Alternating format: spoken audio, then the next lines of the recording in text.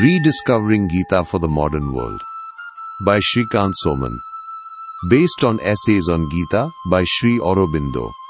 Chapter 4, The Core of the Teaching, continued from the previous episode. Episode 37. The Error of the Gospel of Duty, Reclaiming the Gita's True Teaching. From Duty to Divine Obligation, the Gita's Path to Brahmic Consciousness. The Ascent to Brahmic Consciousness, the Gita's Solution to Moral Conflict. Key Takeaways. Moral law trumps duty. Ascending to Brahmic Consciousness. Divine obligation versus social duty. The modern misinterpretation of Gospel of Duty.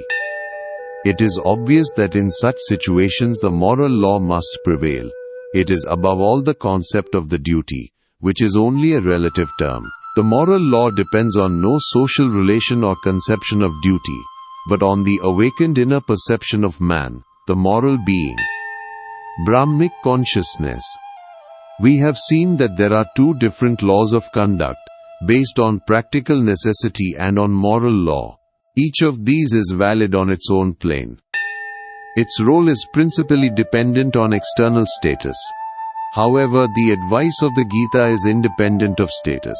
It is entirely dependent on the thought and conscience. The Gita does not teach us to subordinate the higher plane to the lower. It does not ask the awakened moral consciousness to slay itself on the altar of duty as a sacrifice and victim to the law of the social status. As a solution to the conflict, it calls us higher and not lower. From the conflict of the two planes, it evokes us to ascend to a supreme poise above these two lower levels of mainly practical and purely ethical, to the Brahmic consciousness.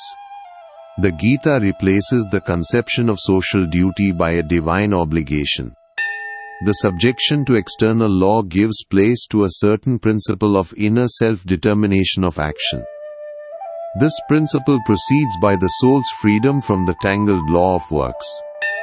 We shall see that this concept of the Brahmic consciousness is the kernel of the Gita's teaching with regard to action. This concept is based on the soul's freedom from the tangled law of works. It puts forward the principle of the determination of works in the nature by the Lord within and above us.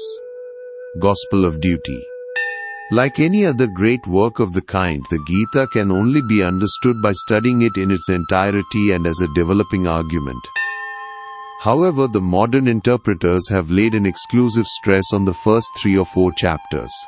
It all started with the great writer Bankim Chandra Chatterjee. He first gave to the Gita this new sense of a gospel of duty. Even amongst these first few chapters, they have laid stress on the idea of equality, on the expression kartavyam karma, the work that is to be done. This they interpret as duty. They have relied on the phrase, "Thou hast a right to action, but none to the fruits of action." This doctrine is now popularly quoted as the great word, Mahavakya, of the Gita. The rest of the 18 chapters with their high philosophy are given a secondary importance, except indeed, the great vision in the 11th. This perfectly suits the modern mentality. It is, or has been till very recent past, inclined to be impatient of metaphysical subtleties and far-off spiritual seekings. It is eager to get to work and, like Arjuna himself, mainly concerned for a workable law of works, a dharma. It is indeed a wrong way to handle this scripture.